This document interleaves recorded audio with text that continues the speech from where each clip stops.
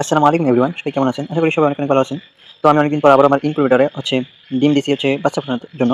ডিম থেকে বাচ্চা ফোটানোর জন্য আমি কিছু ডিম দিয়েছি। তো এখন আমি ডিমগুলো ঘুরাই দিব। কারণ এটা প্রতিদিন ২-৩ বার করে ঘুরাই দিতে হয়। বাচ্চা হওয়ার জন্য কয়েকদিন প্রতিদিন ২-৩ দিন করে ঘুরাই দেওয়া লাগে। তো ওটা আমি ঘুরাই দিব এখন, আপনারা দেখুন। এগুলো হাঁসের ডিম, খাকি ক্যাম্বেল হাঁসের ডিম।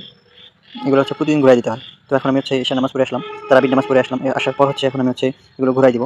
তো আপনারা ভিডিওটা দেখতেই থাকুন।